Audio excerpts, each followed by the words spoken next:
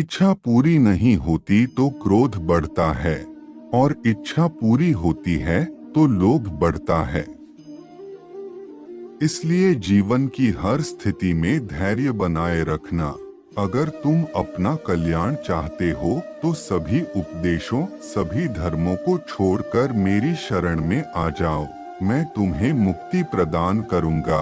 जो हुआ अच्छा हुआ, जो होगा अच्छा होगा। स्वयं को मुझ पर छोड़ दो, अपने कर्म पर ध्यान दो। कर्म ऐसा जो स्वार्थरहित पाप रहित हो। कृष्ण ने दुष्टों को भी अपनी गलती सुधारने का मौका दिया, क्योंकि वो किसी मनुष्य को नहीं, उसके अंदर के बुराई को मारना चाहते थे। संदेह की स्याही से संबंध के पृष्ठ पर कभी शुभ अंकित नहीं होता, इसलिए अपने मन के विचार और संबंधों का आधार दोनों ही शुभ रखें।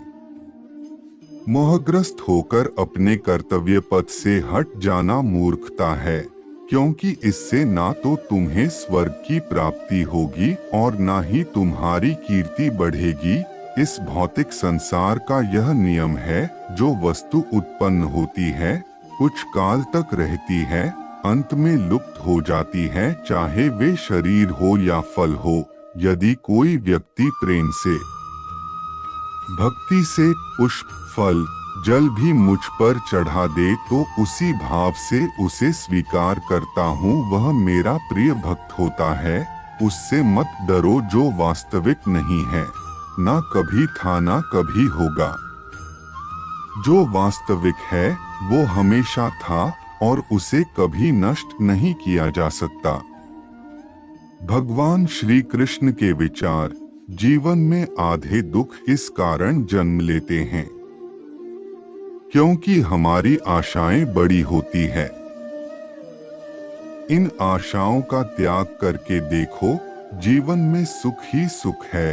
अपने परम भक्तों, जो हमेशा मेरा स्मरण या एक चित्त मन से मेरा पूजन करते हैं, मैं व्यक्तिगत रूप से उनके कल्याण का उत्तरदायित्व लेता हूँ। जन्म लेने वाले के लिए मृत्यु उतनी ही निश्चित है जितना कि मृत होने वाले के लिए जन्म लेना। इसलिए जो अपरिहार्य है उस पर शोक मत करो। श्री कृष्ण ने कहा है, अगर तुम्हें किसी ने दुखी किया है तो बुरा मत मानना। लोग उसी पेड़ पर पत्थर मारते हैं जिस पेड़ पर ज्यादा मीठे फल होते हैं। अंत काल में जो मनुष्य मेरा स्मरण करते हुए देह त्याग करता है, वह मेरी शरण में आता है। इसलिए मनुष्य को चाहिए कि अंत काल में मेरा चिंतन करें। यह सच बात है कि भूल करके इंसान कुछ सीखता है, परंतु इसका यह मतलब नहीं कि वह जीवन भर भूल करता रहे और कहे कि हम सीख रहे हैं।